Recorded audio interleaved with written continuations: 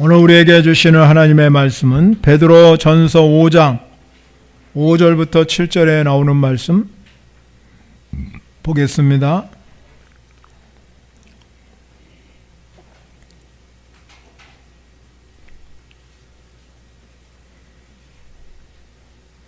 세 절이기 때문에 합독으로 같이 한 음성으로 봉독합니다. 젊은 자들아, 이와 같이 장로들에게 순종하고 다 서로 겸손으로 허리를 동이라. 하나님은 교만한 자를 대적하시되 겸손한 자들에게는 은혜를 주시느니라. 그러므로 하나님의 능하신 손 아래서 겸손하라. 때가 되면 너희를 높이시리라. 너희 염려를 다 주께 맡기라. 이는 그가 너희를 돌보심이니라. 아멘. 할렐루야. 오늘 오신 여러분 환영합니다. 옆사람하고 전우자하고 옆사람 인사합니다. 잘 오셨습니다. 은혜 받고 축복 받읍시다. 예. 하나님 은혜 감사합니다. 오늘 또 이렇게 주님 전에 나와서 하나님을 찬양하고 경배하게 됨을 참으로 감사합니다. 저희들을 사랑하시는 분이 하나님인 걸 믿습니다. 그 하나님의 능력의 손길로 우리와 함께하여 주시옵소서. 믿음으로 기도합니다. 응답의 영이 임하게 도와 주시옵소서. 하나님, 우리의 삶이 행복하기를 원합니다. 주님께서 복의 근원 되셔서 우리에게 능력을 다하여 주시고 믿음 안에 살기에 부족함이 없도록 채워 주시옵소서. 이 시간도 말씀을 듣습니다. 그 말씀이 우리의 삶의 능력이 되게 하여 주시옵소서. 그 말씀이 우리 삶의 축복이 되게 하여 주시옵소서.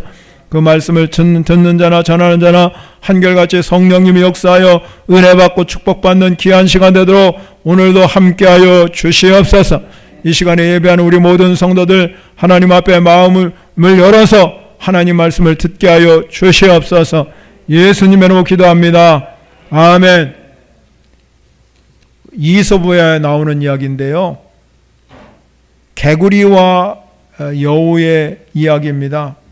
개구리가 숲을 살아가면서 어느 날 많은 동물들 앞에 큰 소리로 말했습니다. 나는 모든 병을 치료하는 법을 다 알고 있어. 그러니까 자기에게 오라는 거지요. 지나가던 여우가 그에게 말했습니다. 개구라, 너 먼저 내 안에 있는 교만병부터 치료하라. 그러더랍니다. 오늘날 우리가 살고 있는 시대는 자기 피할 시대라고 그래서 자기를 어떻게든지 알려야 자기가 높아지고 또 권위도 얻고 또 돈도 벌 수 있는 그런 시대가 우리의 시대예요. 그래서 자기 존재를 드러내야만이 이 삶의 생존에 살 수 있다는 거지요. 그래서 많은 사람들은 자기의 능력을 자랑하고 자기의 또 부를 자랑하고 자기의 권세를 자랑하고 모든 것을 나타내려고 하는 것이 바로 오늘 우리가 살고 있는 시대잖아요. 그래서 여러분, 우리가 이 시대를 가리켜서 힘이 지배하는 시대다 그래요. 지금 우리가 여러분 백신을 여러분 개발해 가지고 이제 우리가 백신을 맞고 시작하는데, 우리나라도 2월부터 이제 백신을 맞겠다고 그렇게 하는데, 여러분 백신을 가져오는 나라는 다 돈 많은 나라가 다 백신을 막 구매해 가지고 가져오잖아요. 그래서 가난한 나라, 없는 나라는 지금 백신이 개발돼도 백신을 여러분 구입할 수가 없는 거예요. 이렇게 힘이 지배하는 시대에 오늘 우리가 살고 있는 이 시대가 바로 우리가 살고 있는 시대예요. 그래서 좀 겸손한 사람들은 이 세상에 살아갈 수가 없는 시대예요. 그래서 많은 사람들이 자기를 선전하고 자기를 나타내는 것이 미덕이다 그렇게 말합니다. 미국의 유명한 배우는 교만은 항상 내가 좋아하는 미덕 중에 하나라고 그렇게 말했을 정도로 이 세상은 이 정말로 자기를 나타내야만이 살아갈 수 있는 시대가 바로 오늘 우리가 살고 있는 시대라고 말하고 있습니다. 이솝의 우화에 나온 얘기뿐만 아니라 오늘 우리가 살고 있는 이 시대도 생존 경쟁의 필수 요소가 자기 PR을 하는 거잖아요. 그러나 여러분, 우리가 신앙생활하는 저와 여러분에게는 교만이 절대로 미덕이 될 수 없다는 사실을 믿으시기 바랍니다. 왜냐하면 예수님께서 우리에게 말씀하시기를 뭐라고 말하냐면, 수고하고 무거운 짐자들아 다 내게 오라, 내가 너희를 쉬게 할 것이다. 오늘도 이 시간에 예배하면서 쉼을 얻으시길 바랍니다. 그러면서 말합니다. 나는 마음이 온유하고 겸손하니 나의 멍에를 메고 내게 배우라. 그리하면 너의 마음이 쉼을 얻으리니. 아멘. 사랑하는 성도 여러분, 이와 같이 우리가 예수님의 성품을 닮아가는 것, 예수님의 마음을 닮아가는 것, 예수님의 성품과 마음은 온유하고 겸손한 마음이라고 말씀하고 있습니다. 그런 온유하고 겸손한 마음을 우리가 품고 살아가는 것이 우리 그리스도인들이 이 세상을 살아가는 덕목입니다. 예수 안에서 내가 참된 변화가 일어나지 아니하면 나를 통해서 예수의 향기가 나타나지 않는다는 것입니다. 우리가 여러분 세상을 살아가다 보면 어디가 좋은 맛집이 있는가, 그 맛집을 우리가 찾아가잖아요. 먼 곳에 있어도 맛있는 집은, 음식에 맛있는 집은 다 찾아가서 여러분 호황을 누리게 되잖아요. 우리 신앙생활도 마찬가지입니다. 우리의 신앙의 맛이 나지 아니하면 진정한 하나님의 사람이라고 볼 수가 없는 것입니다. 그러면 신앙의 맛을 내려고 하면 우리의 삶이 예수님 말씀한 대로 겸손한 삶이 되어야 우리가 신앙의 맛이 나고 향기가 나오는 줄 믿으시기 바랍니다.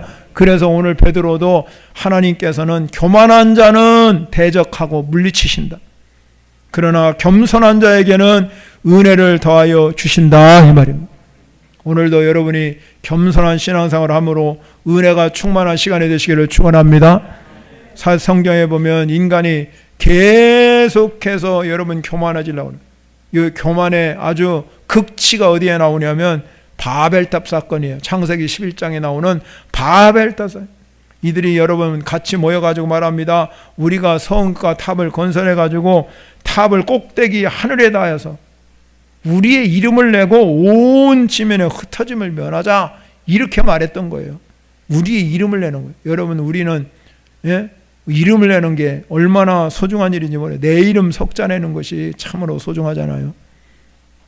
그래서 이 내 이름을 자랑하고 내 이름이 나는 것이 기쁘고 그렇잖아요. 이 바벨탑 사건이 그것입니다. 우리 이름 내고 지면에 흩어짐을 면하자고 그랬습니다. 그러나 하나님은 그 교만한 인간의 모습을 보고 하나님께서 그들의 언어를 혼잡하게 만들어서 다 흩어버리고 말았습니다. 여러분 하나님께서 이와 같이 여러분 교만을 하나님께서 대적하시고 우리는 하나님 은혜 안에서 겸손하게 살아가는 것이 우리의 가장 중요한 덕목인 줄 믿으시기 바랍니다.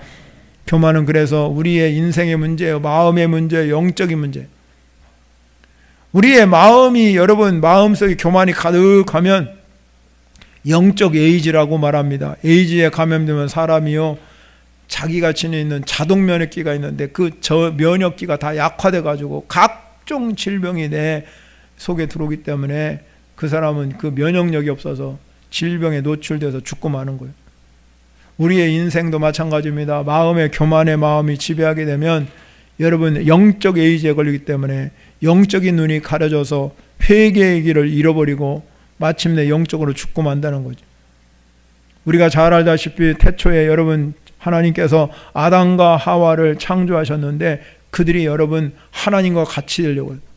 그러니까 여러분 선악을 알게 하는 나무를 따먹지 말라고 그랬는데 이 보암직도 하고 먹음직도 없고 지혜로울 만큼 탐스러운 이 교만한 마음, 탐욕이 우리에게 들어왔어요. 그래서 여러분 그들이 그걸 먹으면 인간 안에는 교만한 마음이 죄의 뿌리로 들어오게 되었습니다.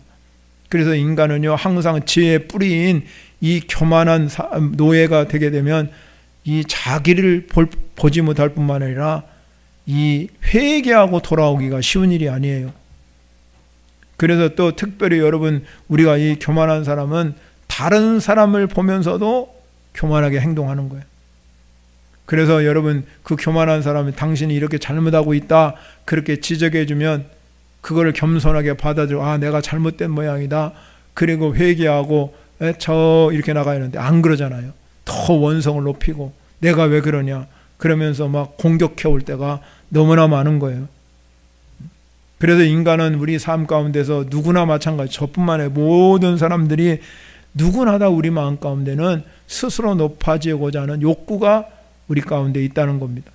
그런데 하나님께서는 그 마음의 자리에 이 마음의 자리에 내가 있고 내 자아가 있고 내 마음이 있으면 그건 교만한 사람이다. 그렇기 때문에 여러분 우리가 이 교만이 내 마음에 자리 잡고 있으면 보이는 게 없습니다. 아무것도 눈에 보이는 게 없는 거예요. 우리가 교만한 사람은 돈 많고 권력, 명예, 지식, 이 모든 것들이 내 삶을 여러분 교만하게 만드는 그런 요소가 될 수 있다는 겁니다. 그래서 여러분 그런 사람들은 안하무인이 돼가지고 자기 외에는 다른 사람을 다 무시해버리고 다른 사람 말에 귀를 다 닫아버리고 지도자의 권위도 인정하지 아니하고 자기가 최고라고 생각하고 살아가는 사람이 가장 교만한 사람. 그래서 그들이 어떠냐? 하나님의 존재를 무시합니다. 하나님이 계시지 않다. 내 주먹을 믿는 게 훨씬 낫지. 누가 하나님을 믿겠냐? 그러면서 그들의 삶은 이 죽음으로 파멸로 갈 수밖에 없는 그런 일이 많이랍니다. 성경에 보면요, 예수님이 오병이어의 기적을 행하시자 물고기 2마리와 보리떡 5개로 5,000명을 먹이는 사건이 일어납니다. 이 5,000명을 먹이니까 야 군중들이 깜짝 놀란 거예요. 야 보리떡 5개고 물고기 2마리로 어떻게 5,000명을 먹일 수 있을까? 그러니까 이러면 군중들이요, 예수님 최고다. 예수님이 진짜 능력이 많으신 분이다. 왕으로 삼자. 그렇게 여러분 예수님에게 말했지만 예수님은 그 자리를 떠나버리고 말았어요. 베드로나 바울도 마찬가지잖아요. 이들이 말이죠, 많은 사람 병자도 고치고 막 엄청난 일을 행할 때 이들을 경배하려고 합니다. 숭배하려고 그래요. 그럴 때 베드로나 바울은 다 같이 말합니다. 우리도 너희들과 같은 성정을 가진 사람이라고 말하고 있는. 여러분 이와 같이 우리가 이 사람을 신격화, 사람이 여러분 높아지려고 그러고, 그래서 성경에 보면 헤롯 왕이라는 사람은 이 자기 스스로 교만해가지고 하나님이 그를 벌레가 먹고 죽게 만들었다는. 성경은 말합니다. 그만은 패망의 선봉이요 거만한 마음은 넘어짐의 앞잡이다. 그래서 사랑하는 성도 여러분, 우리가 이 어려운 시기에 살아가는 저와 여러분이 예수님이 가진 성품, 우리는 온유하고 겸손한 삶, 그것이 여러분의 삶이 되시기를 바랍니다. 그렇다면 그리스도의 가장 이 가져야 할 덕목 중에 이 오늘 베드로 사도는 우리에게 뭘 말하냐면, 베드로 사도가 살고 있는 시대 속에서도 이 핍박이 오고 박해가 오고 어려운 환경 가운데 살아가면서 베드로가 말한 핵심이 있습니다. 그 당시에 그리스도인들이 살아가면서 딱 한 가지, 겸손한 마음을 갖고 살아야 승리할 수 있다는 거예요. 우리의 성공의 인상은 우리가 돈이 많아야 되는 것도 아니고 우리의 성공을 가져다 준 권력이 가져다 준 게 아니라 겸손한 덕목을 가지고 사는 사람이 성공하는 인생인 줄 믿으시기 바랍니다. 그러면 우리가 겸손한 인생을 살기 위해서는 어떻게 해야 되느냐? 오늘 본문에서 우리에게 몇 가지 교훈해 주고요. 첫 번째는요, 모든 것을 주님께 맡기는 삶이에요. 모든 것. 베드로전서 5장 7절에 가면 너의 염려를 다 주께 맡기라. 그가 너희를 돌보심이니라. 할렐루야. 우리의 인생 가운데서 염려 걱정이 얼마나 많습니까? 살아가면서 여러분 염려 없이 사는 사람이 세상에 어디 있습니까? 다 염려 근심이 다 있어요. 근데 오늘 성경에서 우리가 살아가면서 이 염려를 하나님께 맡기는 게 겸손한 사람이라는 거예요. 주님 맡아주십시오. 내 인생을 맡아주십시오. 내 인생을 주님께 드립니다. 그러면 주님이 뭐라고 말씀하냐면 그가 너희를 돌보심이니라 그랬어요. 왜 우리가 모든 것을 주님께 맡기고 살아야 되느냐 하는 거지요. 오늘 6절에 보면 이렇게 말합니다. 그러므로 하나님의 능하신 손 아래서 겸손하라. 때가 되면 너희를 높이시리라. 왜 우리가 왜 모든 염려를 다 주님께 맡게 되느냐? 그는 하나님은요 능하시답니다. 능하신 손 아래 모든 것은 하나님의 전능하시다 이 말입니다. 전능하신 손길에 맡기면 우리 주님께서 도와주시고 때가 되면 여러분을 다 높여주시는 줄 믿으시기 바랍니다. 그래서 우리가 오늘도 예배하러 오셨잖아요. 여러분 이 어려운 시기에 예배하러 히브리서 4장 16절에 보면 그래서 우리가 긍휼하심을 받고 때를 따라 돕는 은혜를 얻기 위하여 은혜의 보좌 앞에 담대히 나갈 것이니라 그랬어요. 사랑하는 성도 여러분, 하나님이 도와주셔야 살 수 있습니다. 내 인생은 하나님의 은혜로 사는 거예요. 그러므로 하나님이 도와주시지 않으면 살아갈 수 없는 것이 우리의 삶이잖아요. 그러니까 은혜의 보좌, 은혜의 보좌는 바로 하나님이 계신 것입니다. 오늘 여러분 이 자리에 오신 것은 하나님이 계시기 때문에 오신 줄 믿으시기 바랍니다. 하나님의 보좌 앞에 나와서 담대히 나와서 하나님께 예배하는 우리 모두에게 하나님 여러분을 때를 따라 돕는 은혜를 주시는 줄 믿으시기 바랍니다. 늘 하나님께서 은혜 베풀어 주시길 원하는 분이 하나님이에요. 그래서 예수님도 말씀합니다. 우리가 세상에서 염려하지 말라. 무엇을 먹을까, 무엇을 입을까, 무엇을 마실까, 이 염려하지 말라. 이거 다 이방 사람이 구하는 것이라고 그랬습니다. 하늘 아버지께서는 이 모든 것을 너희에게 있어야 할 줄을 아시느니라고 그랬습니다. 주님 다 알고 계셔요. 전능하시기 때문에. 하나님의 능하신 손 안에서 그래서 겸손, 하나님 다 알고 계시니까 우리는 겸손하게 신앙생활을 하는데, 그러면 우리 하나님께서 이렇게 모든 거, 먹을 것, 입을 것, 마실 것 다 아시는데, 그럼 우리는 어떻게 살아가야 됩니까? 너희는 먼저 그의 나라와 그 일을 구하라. 그러면 이 모든 것을 더할 것이라는 거 무슨 뜻입니까? 하나님께서 우리의 삶의 우선순위가 뭐냐? 여러분이 정말로 이 세상을 살아가면서 제일 먼저 해야 할 일, 우선순위를 정해놓는 거예요. 오늘 주일이면 하나님께 예배하는 게 제일 우선순위잖아요. 우리 주님께 모든 것을 맡기는 인생은 하나님께 우선순위를 분명히 드리고 그 하나님이 우리를 돌봐주신다, 때를 따라 반드시 우리를 도와주셔서 때가 되면 높여주신다 하는 믿음을 갖고 사는 사람인 줄 믿으시기 바랍니다. 그러나 교만한 사람은요, 하나님께 안 맡기잖아요. 그러니까 교만한 거예요. 하나님 없이도 나는 얼마든지 다 내 일을 이루어가고 내 뜻을 이루어간다, 그렇게 믿고 사는 사람이 교만한 사람. 겸손한 사람은 모든 걸 하나님께 맡겨요. 내가 있어도, 내가 지식이 있어도, 능력이 있어도, 내가 삶의 권세가 있어도 하나님 내 모든 인생을 주님께 맡깁니다. 그렇게 살아가는 사람이 하나님을 믿는 사람이요, 우선순위를 주님께 두는 사람이라는 걸 우리 성경에서 말하는 거예요. 구약 성서에 보면 우리가 잘 아는 다니엘과 그 세 친구가 있습니다. 그들이 이방 나라인 바벨론 포로상으로 잡혀가잖아요. 그런데 여러분, 그 당시에 이 느부갓네살왕의 금신상을 만들어 놓고 여기에 절하라, 절하지 않는 사람은 다 풀물 속에 집어넣겠다고 그래요. 그런데 이 세 친구, 다니엘과 세 친구, 이 세 친구는 사람 말에 순종한 게 아니라 하나님 말에 순종했단 말이에요. 절대적으로 하나님만 섬겨하는 사람입니다. 어떤 신에게도 우리는 절할 수 없다. 하나님만 섬기고 그분만 의지하고 살 것이다. 그러니까 느부갓네살이 얼마나 여러분 화가 났겠습니까? 천하에 자기에게 자기 말을 배반하는 사람이 있다고 생각하니까 여러분, 느부갓네살이 얼마나 여러분 속에서 분노가 치서 올랐겠습니까? 그러니까 여러분, 신하에게 명령합니다. 야, 저 풀무 속에를 7배나 뜨겁게 해라. 그렇게 말하면서 이 세 친구를 거기다 집어넣으려고 할 때 이 세 친구가 뭐라고 했냐면, 우리가 저 풀무 속에 들어간다 할지라도 우리는 절대로 하나님을 배반할 수 없습니다. 다른 신을 섬길 수 없습니다.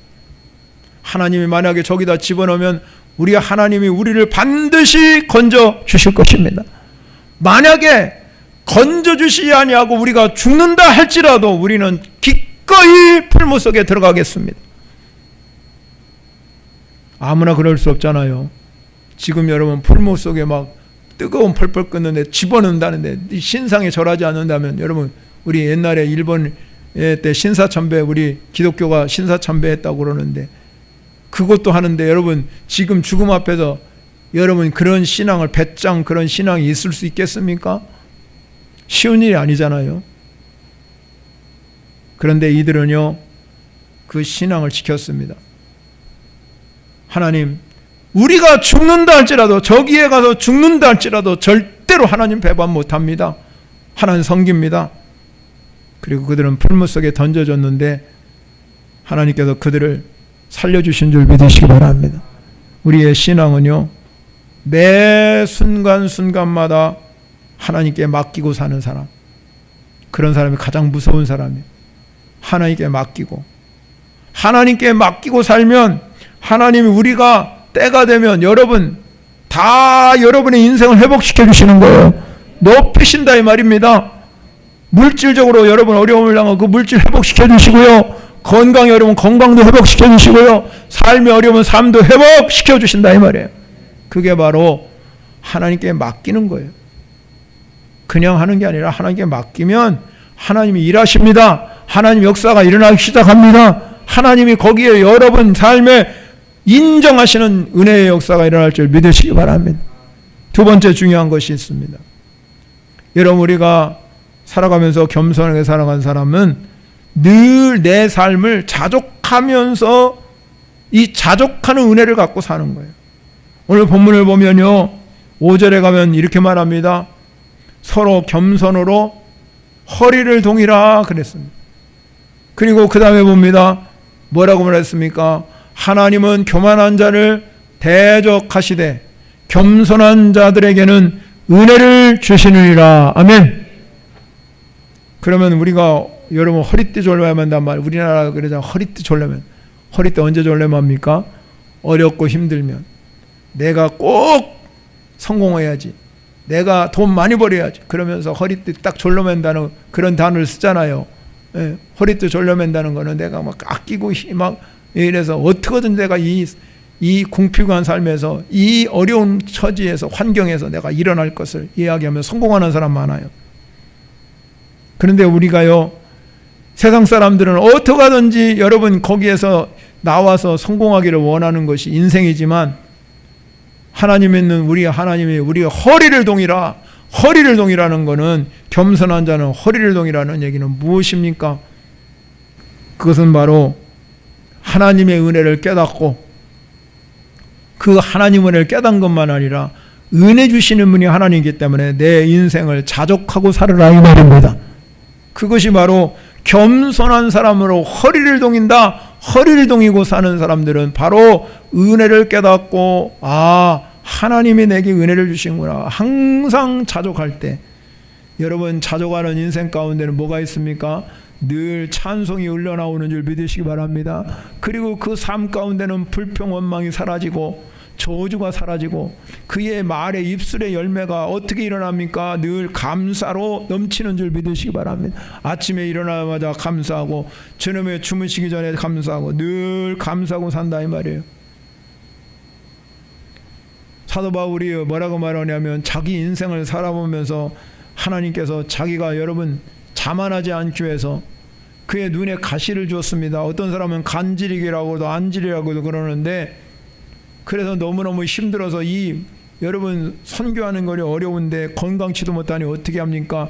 그러니까 하나님께 기도를 올려드렸습니다. 3번씩이나 막 하나님 내 병을 고쳐주시고 내가 다른 사람은 질병을 고치면서 어째 내 안에 있는 질병은 고쳐지지 않는가 하고 하나님께 부르짖고 3번씩이나 간구했을 때 고린도후서 12장 9절에 가면 내 은혜가 내게 족하다 그랬어요. 내 은혜가 내게 족하다. 그렇게 말하면서 이는 내 능력이 약한 데서 온전하여 짐이라. 그리고 그게 말합니다. 내가 약할 그때가 강함이라. 약할 그때 강함이라는 뜻은 뭡니까? 이 약할 때 누구 의지합니까? 하나님 의지하잖아요. 하나님 늘 하나님 은혜 주셔야 삽니다. 오늘도 건강 주셔야 삽니다. 하나님 내게 정말로 능력 주셔야 삽니다고 얼마나 하나님을 붙들고 살겠습니까? 그때 강함이 일어나는 거예요. 그래서 그는 빌립보서 4장에 가면 그렇게 말합니다. 내가 비천에 처할 줄도 알고 풍부에 처할 줄도 알아. 모든 일에 곧 배부름도 알고 배고픔도 알고 풍부한 것도 알고 궁핍에 처한 줄도 안다. 내가 일체의 비결을 배웠다. 그런데 일체의 비결을 배우고 보니까 하나님 의지가 사는 게 최고다. 그래서 말합니다. 빌립보서 4장 13절에 내게 능력 주시는 자 안에서 내가 모든 것을 할 수 있느니라. 그렇게 고백한 겁니다. 그가 여러분 하루에 그냥 내게 능력 주시는 내가 모든 걸 할 수 있다고 한 게 아니라 그의 삶의 일체의 비결을 배우고 나니까 능력 주시는 자는 하나님이다 이 말이. 그 능하신 손길 아래 있기 때문에 하나님께서 역사가 일어나고 기적이 일어나고 축복이 일어나는데 자기가 이렇게 질병을 가지고 사는 것도 능력 주시는 자 안에서 모든 걸 할 수 있다는 거예요. 이 세상에 살아가면서 어떤 사람이 행복해 보입니까? 돈 많은 사람입니까? 권력 많은 사람입니까? 우리는 여러분 이 땅에 살아가면서 참된 행복은 예수 안에서 참된 은혜를 받고 자족하면서 사는 사람인 줄 믿으시기 바랍니다. 그런데 여러분 어떤 일에 우리가 자족하는 것이 쉬운 일이 아니잖아요. 힘든 일이에요. 자족한다고 그래서 여러분 단번에 자족되는 게 아니잖아요. 이 자족은 사도 바울처럼 내가 이러한 여러 가지 일체의 비결을 배울 때 훈련되고 배움을 통해서 이루어지는데, 사도 바울은 결론적으로 말한 게 뭡니까? 이렇게 자족하는 은혜를 배울 때 그가 고백한 딱 한마디가 있습니다. 나의 나 된 것은 주님의 은혜로다. 하나님 은혜로 됐다는 거예요. 그 인생을 결론적으로 말한 게 딱 한마디예요. 나의 나 된 것은 주님의 은혜. 이게 바울의 인생의 요약입니다. 그렇지 않습니까 여러분? 하나님께 겸손한 사람, 정말로 여러분 자족한 은혜를 배운 사람은 늘 하나님의 은혜를 깨닫고 사는 거예요. 하나님의 은혜를 깨닫고 오늘도 하나님 은혜가 내가 넘치기를 바라고 하나님께 나와서 사모하면서 은혜를 사모하는 사람들은 반드시 거기에 하나님의 복이 임할 줄 믿으시기 바랍니다. 하나님 그 속에서 역사하는 거예요. 네? 그렇게 늘 자기가 부족한 걸 깨닫고 연약한 걸 깨닫고 하나님 은혜 없이는 살 수 없어요. 내 인생은 하나님이 도와주셔야 삽니다. 하나님 역사하셔야 내가 살아갈 수 있습니다. 고백하는 사람들에게 은혜를 더하여 주시는 줄 믿으시기 바랍니다. 그런 사람은 자기 만족감이 있어요. 자기 삶에 만족이 있는 거예요. 그래서 여러분 우리가 소크라테스라는 유명한 철학자, 오늘날 우리가 테스에게 물어보라 그러잖아요. 그게 소크라테스를 얘기하는 거예요. 그 사람이 뭐라고 말하면 현명한 사람은 자족하는 사람이라. 그렇기 때문에 우리가 자족할 줄 아는 사람은 늘 삶을 하나님께 드리는 삶이에요. 물질에 얽매이지 아니하고 권력에 얽매이지 아니하고 하나님의 은혜를 느끼고 늘 자족하면 내 안에 있는 이 욕심과 탐심이, 이 탐심의 사슬이 끊어지는 거예요. 그래서 여러분 우리가 이 자족하는 사람은 부해지면 부해질수록, 지위가 높아지면 높아질수록 늘 겸손하고 낮아지려고. 그래서 여러분 이 자족하는 은혜를 받은 사람은 내가 부해지고 내가 높아지면 옆을 보게 되는 거예요. 주위를 보게 돼요. 주위에 어려운 사람이 없는지, 힘든 사람이 없는지 그들에게 손을 펴고 그들에게 베풀려고 그러고 그들의 삶을 함께 하려고 어울리려고 하는 것이 바로 자족하는 은혜를 받은 사람인 줄 믿으시기 바랍니다. 그래서 이런 사람들은 여러분 좋은 침대 없이도 단잠 자는, 어디든지 그냥 단잠 잘 수 있어요. 오늘날 많은 사람들이 여러분 저를 포함해서 여러분들도 마찬가지 약 없이 못 사는 사람 많아요. 약을 의지하고 살아간다 이 말이에요. 그러나 여러분 약도 하나님이 주셨는데요, 약 이전에 건강을 주신 분이 하나님이시에요. 그러니까 하나님이 건강 주신 걸 믿으십니까? 그 하나님을 의지하는 거예요. 약으로 인생을 사는 게 아니라 하나님이 건강 주신 하나님을 바라보고 인생을 살아갈 때 그 인생이 잘 되고 행복한 거죠. 진정한 행복은 우리 하나님이 자족하는 마음을 가지고 늘 찬양하며 감사할 때, 여러분 인생에 하나님의 역사가 아니라서 일상이라고 그러잖아요. 오늘날 살아가는 일상이 지금 깨졌잖아요. 이 일상에 여러분의 삶을 살아가는 이 모든 일상에 하나님이 함께하는 기적이 일어날 줄 믿습니다. 여러분 그런 사람들에게는 은혜가 있어요. 은혜가. 하나님 오늘도 나에게 은혜를 베풀어 주셔서 내 삶에 만족하며 자족하며 감사하며 찬양하며 늘 하나님의 능력 아래 살아가는 사람인 줄 믿습니다. 여러분 마지막 세 번째는요, 예수님의 마음을 갖고 사는 거예요. 오늘 본문에 가면 장로들에게 순종하라 그렇게 말하잖아요. 여기서 장로들은 그 당시에 연세가 많고 존경받는 인물입니다. 여러분 우리가요 존중받는다, 존중해준다, 이게 얼마나 소중해요. 존중이 여긴다는 거 참 소중해요. 그런데 여러분 인생을 시너지 효과, 공동체가 우리가 이 공동체 안에 살아가서 이 시너지 효과를 알 수 있는 건 존중도 있어야 되지만 배려도 있어야 돼요. 잘못하게 하면 존중하게 저 사람 존중해주면 장로님 권사님 존중해주면 잘못하면 교만할 수 있어요. 근데 여러분, 존중받는 사람들이 자꾸 배려할 수 있는 이 존중과 배려가 함께 여러분 이 공존하는 곳에는요, 거기에는 인생의 시너지가 있고 공동체가 시너지가 난답니다. 여러분, 우리 자연을 보시면 여러분 알잖아요.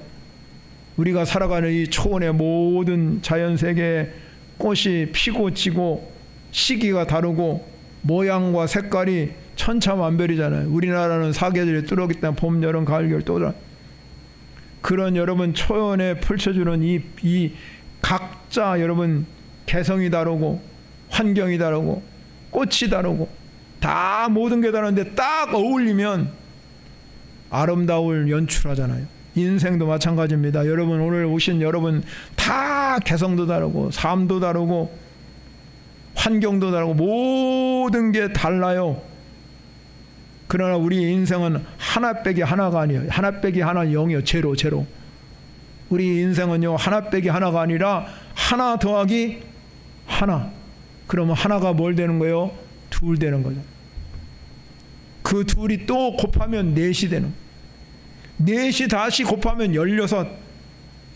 이렇게 여러분, 우리가 여러분 인생을 살아가며 한 사람 한 사람이 모여서 공동체를 이루었어요. 모양도 다르고 개성도 다르고. 근데 하나님이 여러분을 이 자리에 선택해 주시면서 뭐라고 말씀했냐면요, 하나님 여러분이 이렇게 말씀하셨어요. 내가 너를 보배롭고 존귀케 할 것이다. 그리고 하나님 뭐라고 하면 내가 너를 사랑할 것이다. 하나님 여러분 사랑하신대 믿으십니까? 그런데 여러분, 사랑이라는 게 뭐예요? 사랑은요, 진정한 사랑. 여러분, 사랑을 나눌 수 있는 사람은 어떤 사람이에요? 사랑을 받아본 사람이 사랑을 나눠.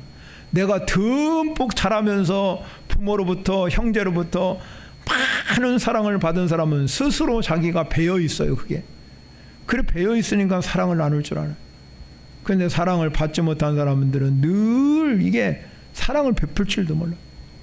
인생을 살아가면서도 마찬가지예요. 주는 삶을 배운 사람, 누구에게 뭐를 주고 이런 주는 사람은요 자꾸 베풀 수 있어요. 나만 먹고 사는 게 아니에요. 오늘날은 여러분 자녀들을 많이 혼자 낳고 많이 낳아요. 둘이잖아요. 그러니까 여러분 잘못하면 혼자 사는 사람들은 그런 걸 모를 수 있어요. 여럿이 형제들끼리 사는 사람들은 서로 주고받는 걸 알 수 있잖아요. 하나님이 여러분들을 이와 같이 보배롭고 존귀하고 사랑하는 존재로 이 땅에 불러주신 줄 믿으시기 바랍니다. 그러면 우리가 하나님으로부터 이렇게 듬뿍 사랑받은 인생이라고 하면 우리가요, 그 하나님으로부터 내가 보배롭고 존귀한 존재라고 하나님 우리를 칭찬해요. 믿으십니까 여러분? 나보다 보배롭고 존귀한 존재가 어디서 하나님이 나 이렇게 했는데. 그럼 우리는 이 삶을 살아가면서 하나님으로부터 듬뿍 사랑을 받았으니 우리도 이 땅에 살아가면서 우리 공동체 안에 서로 존중하고 배려할 수 있는 신앙생활이 되어야 될 줄 믿으시기 바랍니다. 그게 그리스도의 마음이에요. 사람을 존중할 줄 알고 배려하는 사람이 우리 교회에 많아지면 우리 교회는 엄청난 시너지 효과가 발생돼요. 우리가 그냥 천국 이루지 않아도 여러분 한 사람 한 사람이 그런 인생을 살아가면 이게 바로 예수의 마음을 가진 사람이 많기 때문에 거기에 그리스도의 향기가 발하고 거기에 하나님의 역사가 일어나기 시작하는 줄 믿으시기 바랍니다. 그래서 여러분 바울은 뭐라고 하면 예수의 마음을 가져라. 이 마음을 품어라. 곧 예수 그리스도의 마음이다. 그런데 예수의 마음이 뭐냐? 자기를 겸손한 마음을 가지고 각각 자기보다 남을 낮게 여기고 자기 일을 돌아볼 뿐만 아니라 다른 사람 일도 돌아보라. 그게 예수의 마음이래요. 그러면 예수의 마음은 원래 예수의 마음은 뭐냐? 하나님과 자격이 동등한데 하나님과 같이 여기지 아니하고 사람같이 되었고 종의 형체를 가지고 이 땅에 오셔서 죽기까지 복종하신 십자가의 죽으심을 죽은 예수 그리스도의 마음, 예수님이 여러분 우리 위해서 목숨을 내놨답니다. 인생을 여러분 살아가면서 여러분 목숨 내놓을 수 있겠습니까? 내 목숨 누가 내놓겠습니까? 아무도 목숨을 내놓을 사람 없습니다. 그런데 여러분 예수님을 우리를 위해서 십자가를 죽으심으로 목숨까지 내놓으셨고 우리를 구원해 주신 줄 믿으시기 바랍니다. 그만큼 사랑했다는 것, 그만큼 우리 인간을 사랑했다는 것, 그런 예수 그리스도의 마음을 품은 우리가 사도 바울이 말한 것처럼 겸손한 마음을 갖고 예수의 마음을 품고 예수의 마음을 가지고 이 서로 존중하는 인생이 되어야 된다. 이거는 여러분 하루아침에 되는 게 아니잖아요. 존중하고 배려하는 거. 여러분 이 존중하고 배려할 수 있는 신앙생활이 되어야 될 줄 믿으시기 바랍니다. 그래서 서로 존중하고 배려해주고, 그렇게 되면 여러분 거기에 풍성한 은혜가 있고 영혼이 잘 되는 역사가 일어나고 서로가 서로 간에 기쁨이 넘쳐오르고 거기에 모인 공동체가 하나님의 영광을 드러내고 아름다운 관계를 통해서 놀라운 회복의 역사가 일어나. 이 어려운 시기에 여러분 예수의 마음을 품고 사시기를 바랍니다. 코로나 팬데믹 시대에 여러분 언제 끝날지 모르지만 우리가 저 유럽에서 14세기부터 쭉 몇 세기 동안 이 흑사병이 돌아가지고 많은 사람이 죽었잖아요. 그 당시에 여러분 교회도 어려움을 많이 겪어서 좋은 목사님들도 많이 돌아가셨답니다. 흑사병으로. 그런데 여러분 교회마다 목숨을 걸고 지켜가는 교회들이 있었기 때문에 오늘 우리가 있는 거예요. 그럼 오늘도 마찬가지잖아요. 코로나 팬데믹이라는 이 어려운 시기지만 여러분 이 시대 속에서도 하나님께서 또 다른 남겨놓은 교회가 있다는 걸 믿으시기 바랍니다. 그 또 다른 남겨놓은 교회, 하나님 그런 교회를 통해서 일해 가시는 거예요. 교회가 지금 비난을 받고 어려움을 당하고 힘들지만 하나님 여러분에게 요구하는 게 뭡니까? 그리스도의 향기를 품고 살아라. 이제는 여러분 우리가 많은 사람들이 학자들에게 코로나19 시대와 2구 시대로 이 이후 시대로 바뀔 것이다. 교회도 마찬가지예요. 변화에 타지 아니하면 쇠퇴될 수 있고 소망이 없다는 거예요. 그럼 우리도 변화의 손길에 얼른 나간다면 우리도 그리스도의 향기가 나타나고 그리스도의 맛이 나타나야 되잖아요. 그러니 우리는 예수의 마음을 품고 우리가 이제는 여러분 안에 예수의 마음이 들어오셔서 존중히 여기고 배려할 수 있는 사람이 된다면 교회가 새로워지는 역사가 일어날 줄 믿으시기 바랍니다. 우리는 예수를 닮아가셔야 됩니다. 우리가 서로를 여러분 우리가 힘써서 붙잡고 가요. 혼자는 할 수 없습니다. 그러나 둘이 맞잡으면 낫고요. 새 삼겹줄은 끊어지지 않는답니다. 그런 시너지 효과가 교회 하나 일어나야 된다는 거죠. 오늘 한국교회 여러분의 우리 현도재단에 이렇게 서로를 존중하고 배려. 여기가 좋사오니 여기 너무 좋네요. 여기가 너무나 좋습니다 하고 많은 사람들이 고백이 일어나야 된다 이 말입니다.